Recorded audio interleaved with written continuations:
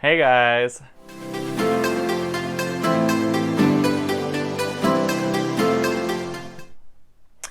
Alright, today I'm going to talk about 10 plants that grow fast, that are perfect for impatient people like myself.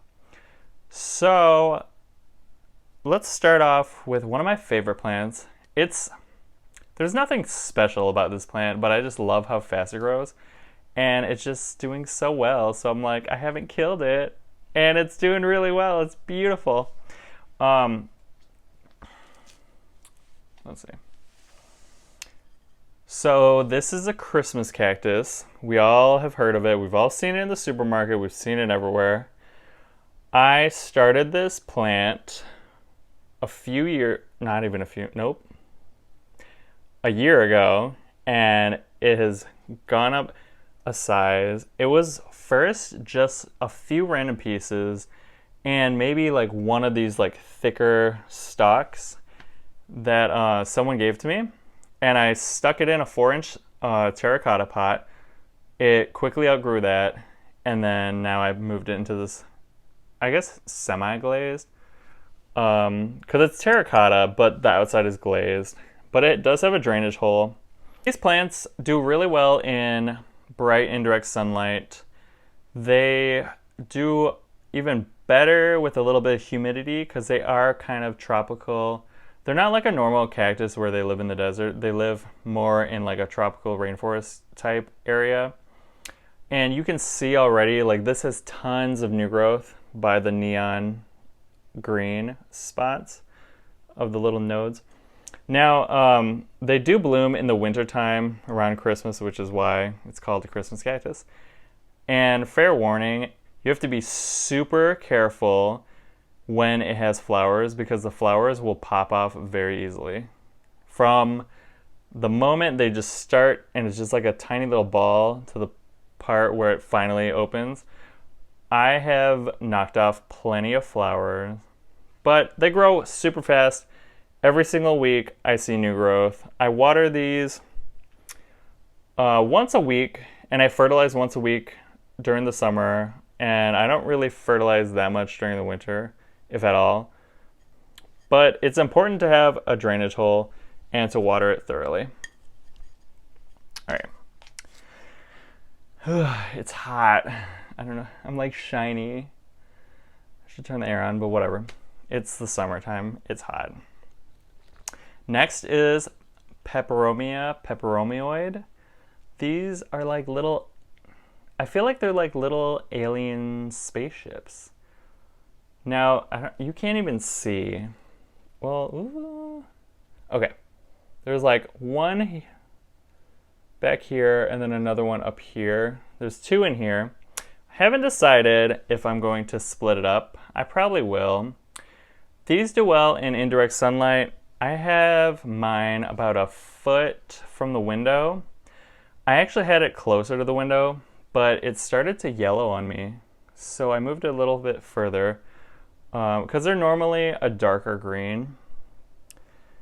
The soil is just like your basic houseplant soil. I water these once a week. Now, it isn't a cover pot because this ceramic pot doesn't have any drainage. That's just a sticker. And I bought it like this. But it's in a grow pot. There's a little bit of roots coming out. I'm not too worried because it keeps growing. I'm not going to transplant it till probably next year. But I got to see way more roots than that coming out the bottom. And what I liked about the shop that I got this from, they put a sponge in the bottom. It's called like a floral sponge or something like that. It's plant safe, basically. They use them for like a lot of different like floral arrangements. Anyway, that's so it's not sitting in water after you water it, because obviously all the water is going to come out the bottom. So I don't really have to worry about it having wet feet. So that's peperomioid. Next is Pothos. This is a neon Pothos, but just like the golden Pothos, these grow like crazy. Now you can do a bunch with these plants, which is why I love it. You can have it go up a trellis, you can have it climb your wall, you can even have a moss pole and it'll just climb right up. If you do the moss pole method, these leaves will get huge. They'll get like the size of your palm. I think it's really stunning. I just don't have the room to do that, but I probably will with this plant because it's kind of big and I want it to do stuff. What I really like about Pothos is they are super versatile. These can grow in like no sunlight. For example, if you have an office space with fluorescent lighting, it'll still grow even if there's no windows. This is like very far from my window. It doesn't get a lot of sunlight, but it still has all this new growth. And I just think the color is stunning. It's a little more interesting than like your golden pothos. Now, let me put that down. One pothos that I know of that needs a little bit more sun is the Jade pothos. It has kind of a white and green like speckle color. That needs more medium sunlight, so I wouldn't recommend that if you have not a lot of indirect sunlight. Next one is ivy. This is an English ivy, or at least I was told that. They grow really fast. They're great in bathrooms because usually most bathrooms aren't super bright. They're a little super bright. They're a little more dark, and it does well in the humidity. And a few months ago, I actually tested it out to see what it would do in higher light, and it actually did worse. It got crinkly and started killing off some of its leaves.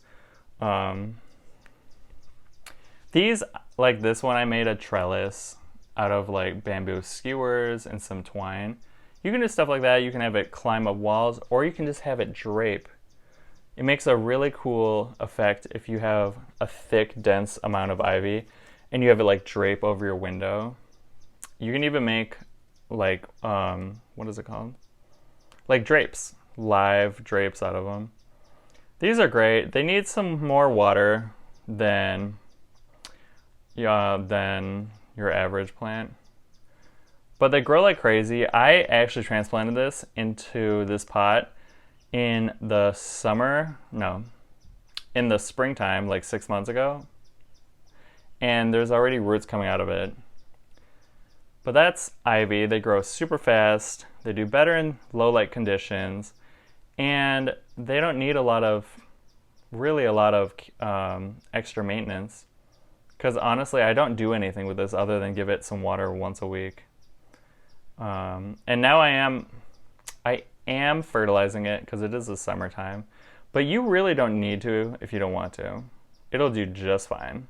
The next plant that grows super fast and does really well is aloe. Aloe is everywhere. This particular variety gets pretty big. It'll get like 3 feet tall and have huge leaves. And the more sunlight it gets, the bigger the leaves. Some aloes stay very small, but it'll densely compact in the pot. It just depends on what you're looking for. Now, I'm sorry, it kind of hurts my eyes to look at this just because the aloe has like a busy pattern and then this mosaic pot had a busy pattern. I wanted to transplant it, but I don't want to transplant it too soon. So I'm just going to let it till it's ready. But these do need a lot of sunlight. They won't do well in dark, dingy places. So if you have a really sunny window, or if you even want to just leave it outside in the summer, it'll do really well and it'll grow super fast. And what these are kind of known for is they sprout pups like crazy. Like, I've only had this a year and it has like 3 pups in here, and I actually just gave away 1. So that's aloe.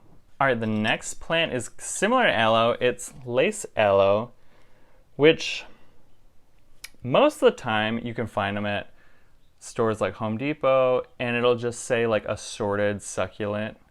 You can tell it's a lace aloe by like the wispy tendrils at the end, if that picks it up. Very similar to aloe. It's also pet friendly. My tortoise goes bonkers for this stuff because it's like a good snack. really good hydration. They do like a lot of drainage, so cactus soil with a little bit of rocks, not like big rocks, but just like little tiny pebbles mixed in, because naturally these are from southern Africa and they grow in between rocks and they like that dry, arid environment. And you can see like it's growing so many little babies all the way around. I don't know what to do with this plant because I want to transplant it, but I don't have the space, and it does really well in the windowsill. They do need a lot of sunlight. They can take direct sunlight. They can take the heat, and they do flower in the summer when it's nice and hot and it's getting a lot of sunlight and it's really happy. This one just flowered, and I don't think you can see. It looks like a giant like stamen, I guess. And then after it's done flowering, it'll shrink up and then just get crispy, and then you can just snip it off. But these grow really fast. I think what I'm going to do later is maybe put it in like a rectangular planter so that the babies can just keep regenerating, and then it's like this dense kind of like green path. This next plant that grows really fast, I'm sure you've seen them all over Instagram. It's the Monstera deliciosa. This one's a little bit, it's still young. It's a little over a year old. Still waiting for it to fenestrate. And when I say fenestrate, if you're new to plants, it basically along these like ribs of the plant, it'll split. And that's healthy, that's totally normal. It'll evolve into like a new plant, like a Pokemon. And it'll start splitting and break apart, and then it'll become a bigger plant. Now these are really good. It's optimum to be in a bright indirect sunlight window. It doesn't need full sun, but bright light will make it happy. And this one has a funky little aerial root right here.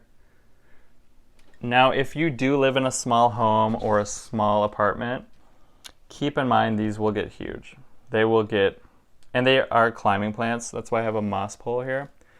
If you give it enough space and like a high enough pole, it can grow all the way to your ceiling, and it can spread like 6 feet wide, depending on how much sun you have.